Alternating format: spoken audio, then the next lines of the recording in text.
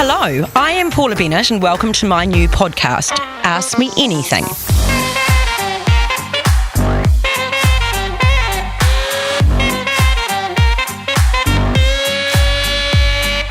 Going from a teenage solo mum in Taupo all the way to Deputy Prime Minister was a journey with plenty of ups and downs along the way, but it taught me a lot. Now, with a midlife crisis reinvention under my belt, I want to share some of the advice I've learned along the way, and I'll be bringing some of my friends along to share their stories and teach me a thing or two as well. Today's guest is someone who feels a bit like the nation's edgy auntie. I feel like I have known her for years, but I think we all do thanks to her time on the telly, gracing magazine covers, and of course being free and fun with her opinions on Newstalk ZB. I am, of course, talking about the one, the only, Kerre Woodham. Hello, thank you for having me. Well, thanks for coming along. It's kind of, lovely to have you. You're a bit intimidating. Really? Well, just first podcast and it's you. Yeah, but you're good at talking. Yeah, but it was like that when I first did Give Us a Clue as well. Yeah, but you were great at that. It's not easy. But you were very kind, I've got to say, because you can imagine from my perspective, I'm sitting there and I've got yourself and Hilary Barry, and you're going, okay, I'm about to give this a go for like the first time, and I've got two of the most experienced broadcasters that I deeply respect sitting right in front of me watching. It's like saying, will you play for the Silver Ferns the first time, and you sit there in front of Bernice Menan. Well, I mean, it is. It's intimidating. You've got all of these people staring at you, waiting for you to get it right. So they can do their jobs. And I remembered what that felt like. And it's fine. I mean, it's not like if we get it wrong, it's brain surgery and somebody dies. It's just, people have to just wait a bit until you get your words around it. It's fine. And you did a great job. Well, and both you and Hilary were very kind. Because, you can make someone feel good or you can make them, which we'll But why would you make people feel bad if you had the choice, Do you want to make people feel good about themselves, or do you want to make people feel like stink? It says more about you than... Well, we're going to talk about that a bit later on, because in your life as a talkback host, you undoubtedly do come across people that like to make people feel bad and not good, but we'll get to that a bit later. Well, I probably make some people feel bad too, and I certainly don't mean to. There you go. Most of the time. Now, before we get truly underway, there are two rules for my podcast. Yes. The first is I may ask anything, but the guest does not have to answer everything. Oh, that'd be a challenge. If you can come up with something I wouldn't answer, I'd be fascinated. Okay. And number two is this is a no judgy zone. So my daughter and I used to say that to each other all the time, right from early teens, when we'd have a wee gossip, as you do, and then we still do it now, and she's, 35 or something, and then we just look each other in the eye and go, but no judgy. No judgy. No judgy. Right, so that's easy. So later on, we're going to get Kerre's advice on how to be bold with your opinions, because it's something we all need. But first, we're going to know you a little bit better. Yes. I would find it kind of, as you say, interesting if we can get to things, because we've got something else in common. We are oversharers. We do overshare. Yeah. That's true. Yeah, you overshare. Yeah, totally. Yeah, I totally overshare. Yeah. I've got favourite book when you were a child, but you can do favourite book on anything as my quick fires.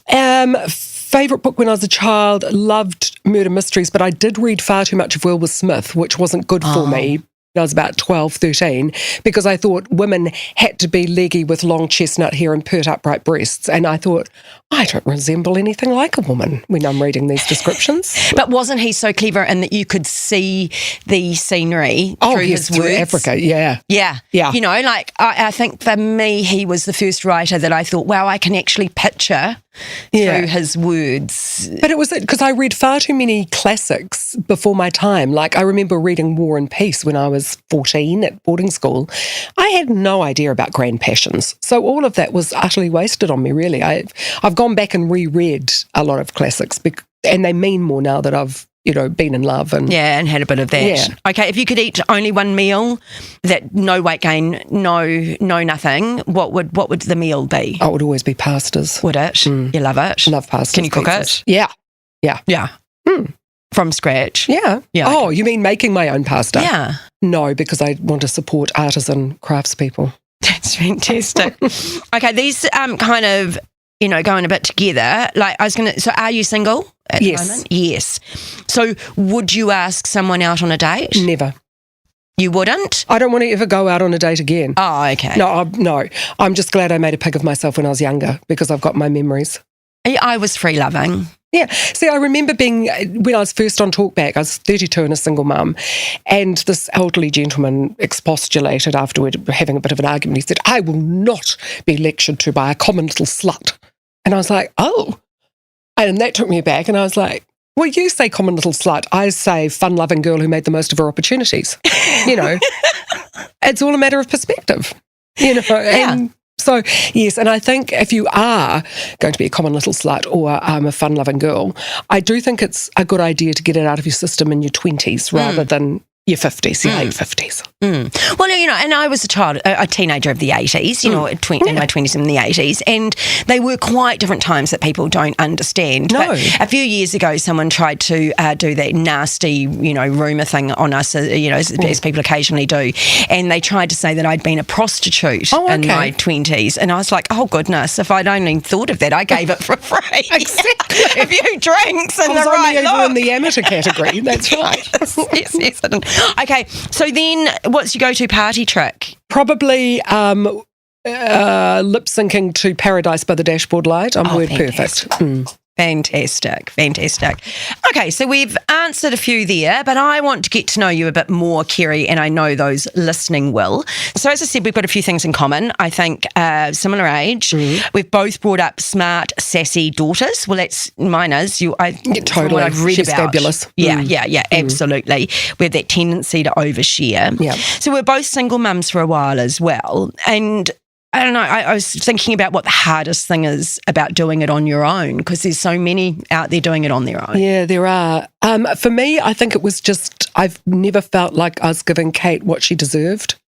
I never felt I was giving her the time she deserved or the stuff she deserved or the bedroom or the home she deserved. And then when I got the job at ZB, it gave me a level of financial security that enabled me, I think, to do the best by her. And I know it's boring that it's about stuff, but because I was working, trying to, I was never on a benefit, but it meant I was working, trying to put a roof over our heads. So we never had time. And I did a television show, I think, once when I was waitressing, and took her to Fiji and then didn't pay the rent and came back and the door was all locked up and it was late at night. And you just think, really? Yeah. Like, she deserves more. Yeah. And so I think and especially when we moved into the house that I was finally able to buy, and that was thanks to ZB and thanks to my then partner, Tom, who he had a investment property we could use as equity, to be able to give her her own lovely bedroom with nice stuff, and she could go on the school trips and things like that. It meant a great deal. So is it guilt? Because it's one of the worst, isn't it? And hey, I had it, so I totally get And I was it. raised a Catholic and went to a Catholic boarding school, you so would have guilt is more. huge. Yeah. Guilt's part of my makeup. Yeah, absolutely.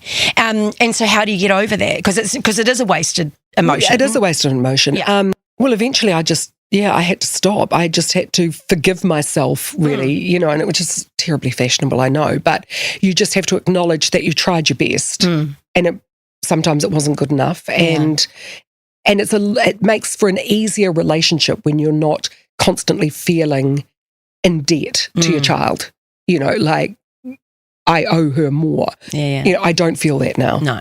And it makes a better relationship, I think. And mine was, I found it exhausting having to make all the decisions on my own all the time. Yeah. I quite liked that, being a control freak. Yeah, I suppose. But, is she going to the right school? Am I getting that right? And there's no one that at night you lie there and talk to about it, and, and you sort of shared it. And, Well, I was quite lucky because her dad was very much part of her life. And she's got another mother who is just fabulous. Like, we all love her. Yeah. So I was very lucky with that, I think, in that he was a hands-on dad, and she's got another woman in her life who's a mother figure who's fantastic. So you've done lots, and we know you from telly, and then we knew you from being on Newstalk at night, and a bit of hospitality in there and everything else.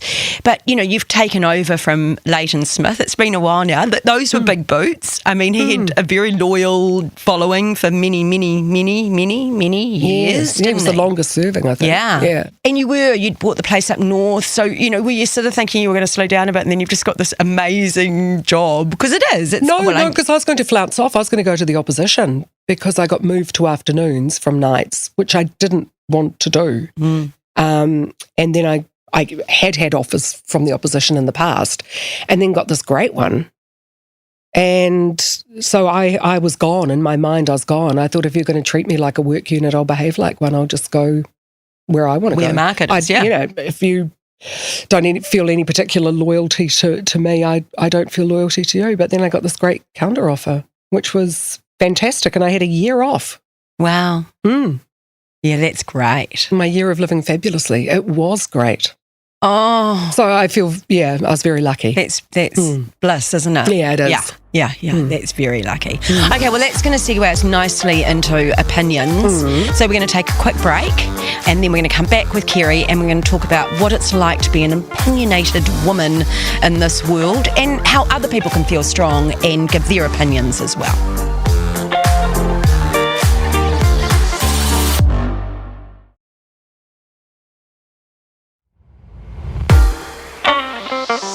Welcome back to Ask Me Anything. I am lucky enough to have Kerre Woodham here with me, and we're going to talk about our key topic now, which is opinions. Even in 2022, it still feels a bit taboo when a woman stakes an opinion on things, especially when they are as bold and brashy and unrelenting as I think both of us can be at times, and having those opinions. And I've pivoted to doing a column in the Herald, weekly in the last few months. Oh, I'm so glad you're doing that. Oh my God, that was just such a chore. Yeah, I wasn't sure I'd enjoy it. Oh, well, no, I'd got to the point where I didn't, but it'd been 17 years. Yeah, okay. And no. I think you can run out of opinions, actually. Because there you go. There you are. I mean, I was like, God, every day during the week, so it's basically 6 days a week, having to come up with an opinion that you feel really strongly about. Yeah, coming up with the idea is the hardest bit. Yeah, it is. The actual writing bit's that's fine. Because it's all in you, and you just can... And everybody can usually do 3 or 4, but it's just week in, week out, year in, year out, good luck. Well, I committed to a month, and I'm now maybe 4 months. Because I am enjoying it. Yeah, good. But I don't think I'll do 17 years. Well, you might. You never know. You just sort of find yourself. And I do hope, which is exactly what we're talking about, I hope I get crankier as I get older. You do get crankier as you get older. Yeah. So that's kind of fun. I've got an outlet for it. Yeah. I'll probably be, and I've warned the producers here, I'll probably be one of those people that I'll ring talkback and a note will come up on screen saying, used to work here, probably on the drink, don't take. Because I'll be desperate to have somebody listen to my opinion. I'll run through the old folks' home and nobody will care. So do you really not care what people think about your opinion? No, I don't, because it is only that, just an opinion, sometimes more informed than others. Some opinions are more informed than others. But it's only my opinion, and I don't really see why people get upset about it either. We sort of touched on it just then. So is that more an age thing, do you think? Or no, I've never really cared. I mean, I love my mother and I love my daughter and I respect them and I value them. But even if they think I'm wrong in some respects, I think I'm right, I don't care. No. Because they're entitled to their opinion. Yeah, of course they are. And it's like that with you're doing talkback. It is just an opinion. And you might think it's egregiously wrong, and that's fine. Like the pandemic brought it home to roost, really. That really you had to sharpen your opinion on things. Most people don't care that much about a lot of things because it's exhausting caring passionately all the time about everything. So I can be persuaded otherwise to another point of view if your argument's cogent and relevant and intelligent. And I think, okay, that's really interesting. You don't usually feel that strongly about things. I mean, I did about the pandemic, and other people felt equally strongly. that this was exactly the right thing to do, to lock us all up in a way, and, and I think people will still be arguing the rights and wrongs of it 100 years down the track. Medical historians will look back and go, well, who was right and who was wrong? And there'll still be different points of view. How do you cope with people who take your opinion and completely turn it around and misconstrue what you've said? And I've heard it on radio where you say something quite clearly and then I can't believe what people call in about. Yeah, they will always cast you as they want to see you, as some heartless right-wing bitch who doesn't give a damn about the vulnerable, And if that's the way they want to perceive you, then that's absolutely fine. If they want to perceive you as a big-titted, blonde-haired bimbo, well, fill your boots, because I know what I am and I know who I am, and your opinion really doesn't count. Yeah, when it comes to things like that. And I was the same, there are some, particularly when I was in politics, right? There's just some people you would start to engage and you just think, it wouldn't matter what I say, wouldn't matter how I say it, you have already absolutely made up your mind that I'm the most evil person in the world and there's nothing in it and I can't be bothered. Yeah, and if you're going to be that tribal, then it's a sign of really, really low intellectual intelligence and emotional intelligence, because people are nuanced. Nobody is one thing or the other. Yeah. And, none of my callers are either. It's like there's usually a reason why people are fearful or why people think a certain way. So, yeah, I mean, I just can't be bothered, really. No. To be honest, I just can't. Yeah. There's too many cool people I want to spend time with and don't get to spend enough time with to give any space in my head to people who either willfully or ignorantly want to perceive me in a certain fashion. I mean, I was sitting the other week with someone who's, incredibly successful, incredibly wealthy, all the rest of it. I was giving, advice that I'd actually given 2 or 3 times. I know I'm right. I've been there. I know the in-depths of government probably better than most people in this country, actually. And he just genuinely wasn't listening. And I've got to be honest, I just sat there and I went, I'm 53 years old. I've been the Deputy Prime Minister of this country. You're still not going to listen to me and you don't think that my opinion is worth anything. And so I just wound it up and left. Yeah. Like I thought, well, it's not my problem. No. It's actually yours. Yeah. But equally, I haven't got time to sit there and waste my breath. No, exactly. And I think that is a glorious facet of our characters, is that, I just cannot imagine allowing other people's misconceptions about me or ideas about me or words about me to bring me down more than occasionally it will sting. Yeah. And that's it. It's like a rubber band zapped against you and go, ow, well, that's over. Yeah. That happened. And it's more about them than me. Yeah. I mean, you definitely get a bit more relaxed as you get older, and there's not much you haven't seen or heard, and so you sort of. But I've known my husband since I was 19 years old, and particularly when we were getting married about 10 years ago, and people would go, "Oh, you're taking on a stroppy one there," they'd say to him, and all those kind of bloody lines that they use all the time. And he used to turn around and go, "Oh, this is the mild, nice one. You should have known her when she was 20 or 21. Yeah. Like, that was stroppy. Yeah. That was, because you sort of haven't quite got that worldly experience as well. So, no, I've definitely, people will find it hard to believe, but I've actually mellowed out as I've got a bit older. I've got a little bit cranky because I just get really exasperated at seeing the same issues being perpetuated, because a lot of people know of Nia Glassy, but my dead baby, and I think everybody's got one, is Dalcelia Whittaker, who would have been the same age as Kate. And every single milestone of Kate's, I used to think about Dalcelia and think what she could have been. Yeah. And that makes me really angry and cross and frustrated that we're still seeing the same level of child abuse and those kids. Well, I was the Minister of Child, Youth and Family, and when I got that job taken off me, and it was taken off me, to be really honest, because I loved it, and John Key rang me and said, "I'm going to change your portfolios," and I went, "But I'm not done. I'm nowhere near done. Like, there's so much to do." Yeah. And he said, "I'm actually a bit worried about your mental health." He didn't quite put it like that, but you know what I mean? He just sort of went, "It's been 6 years," and he said, "I know that you enjoy it," and I said, "Oh God, I don't enjoy it." No. I said, "I lie in bed every night and go, I haven't done enough." Yeah. Because there's more dead babies out there, and there's children that are being abused. And neglect. I haven't done enough. I haven't done enough. And he said, "Well, that's why I'm taking it, because you should be going to sleep," Yeah.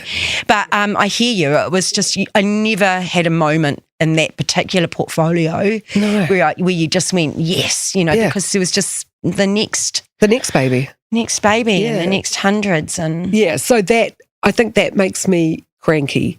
But you're right. I mean, my dad used to debate with me and we'd be arguing before we even got out of the airport car park when I'd come home to see him. And Mum always reckons that made me not afraid to voice my opinion and to stand up to men. And he used to love it. And he'd start to laugh halfway through when he'd whipped me into a frenzy. Yeah. So you just do it to wind me up. And he goes, I love hearing that.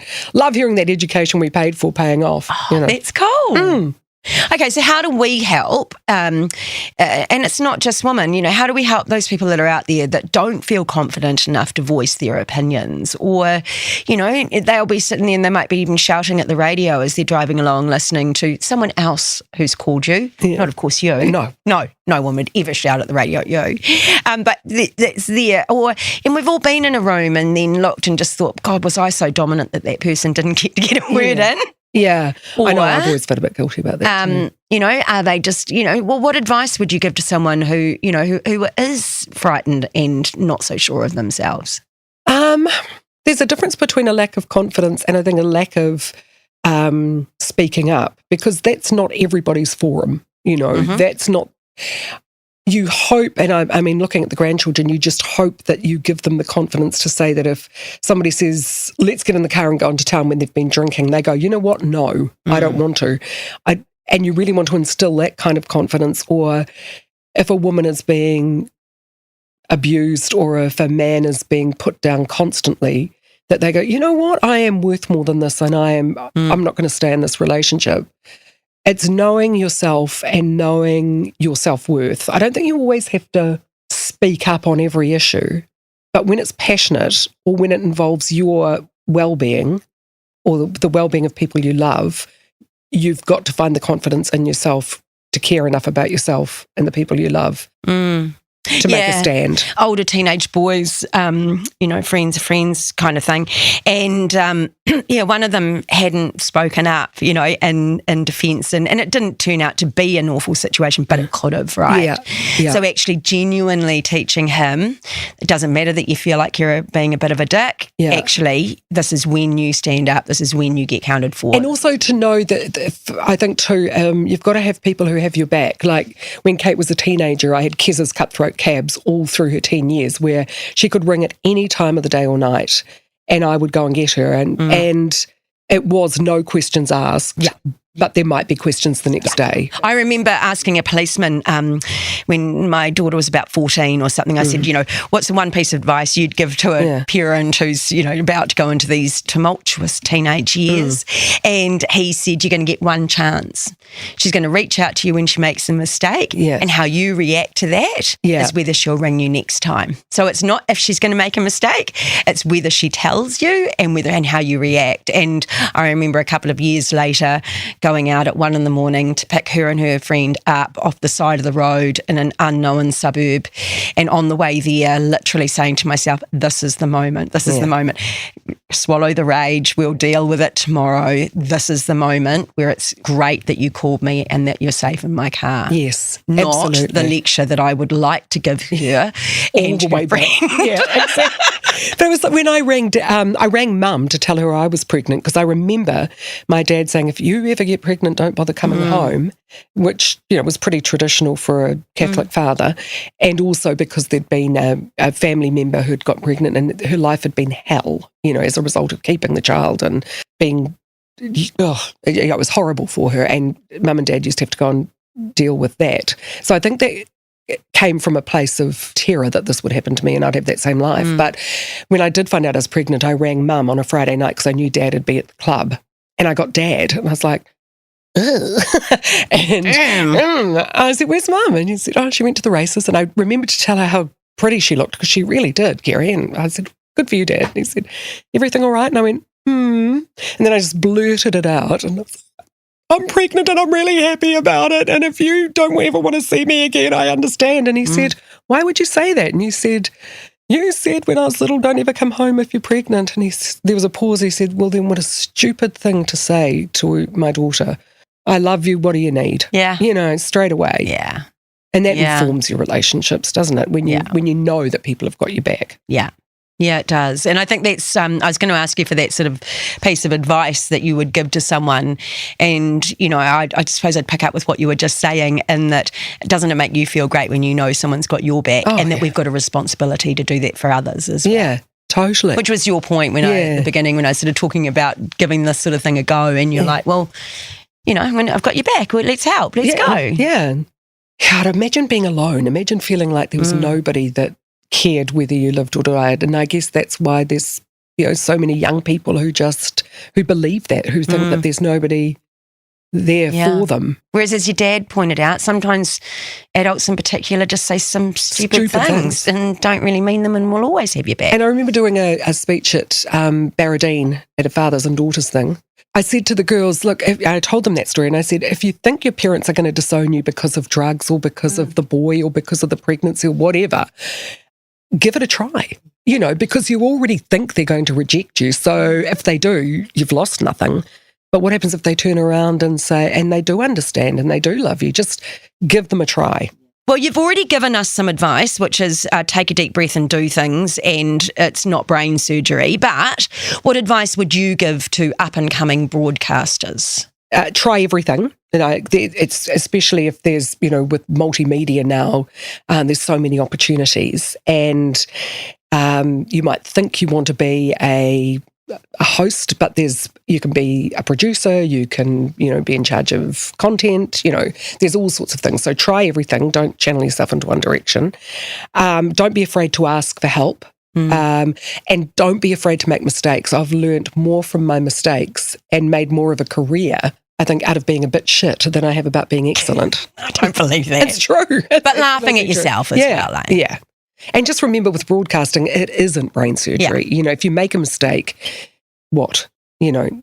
So? Yeah. Nobody died. No, that's right. Now we're going to move into our final question, and I think this one is going to be fun, because there are always times in our lives when someone or something gets us down. So to end the podcast, I want to give my guests and me the chance to push back against whatever has kind of killed their buzz this week. So it comes from my iconic saying of many years ago to the now Prime Minister in response to a question from her when I felt that she kept on talking. I told her to zip it, sweetie. So we're going to get an opportunity to tell something or someone to zip it, sweetie. Mine is winter can zip it. Oh my God, sweetie. You stole mine. I am so done with cold, grey, wet weather. I think I do get seasonal deficit disorder. Yeah. The tuis came out, though, in my backyard in the weekend, and I must admit it made me feel really good. I was like, okay, they are back. We're turning a corner. But are you just I'm just done with winter. Nadia Lim texted me today as well, and she's living in a winter wonderland. She looks like she should be skipping through the snow with reindeer and bells and things, but it looks so pretty. But she's like, no, I've got tropical blood. I can't do 5 months of winter. Yeah. And everything feels so much better. Like in the rain, people are heads down and hurrying and not making contact and not stopping to chat. And didn't we have such an amazing summer? Amazing. But we've forgotten. Like, it just seemed so long ago. And I think we're all in a bit of a funk at the moment. Oh, and looking at people who are overseas, I so hate this winter, and it does seem to be particularly long. And I think the meteorologists back us up on that there have been 3 lows in a row. I can't even be jealous of them. I'm just happy they're not here. Yeah, I hear you. Well, thank you so much for joining me today, Kerre. Oh, pleasure. So where can our listeners find more of you? If they want any more, they can come to Newstalk ZB between 9 and midday. They'll find me there. Woman's Weekly. I've got a weekly column in there. And on the street, you're very welcome to come up and say hello. I love meeting people. Do you? And you still do? You're still good with it? Yeah, love it. Well, that's it for this episode of Ask Me Anything. You can get in touch with the podcast by emailing me at paula.bennett@nzherald.co.nz. You can also find me on Facebook, Instagram, LinkedIn. Don't bother with Twitter. No, don't do Twitter either. No, let's not do That Twitter. is just negative. I am there, but I barely look at it, guys, so don't bother looking for me there. It's wannabes and never weres. Follow Ask Me Anything on iHeartRadio or wherever you get your podcasts. And you can find my weekly column in the Herald on Sunday or online at nzherald.co.nz. Send me your questions, send me your thoughts. I'm Paula Bennett. Ask me anything. Goodbye.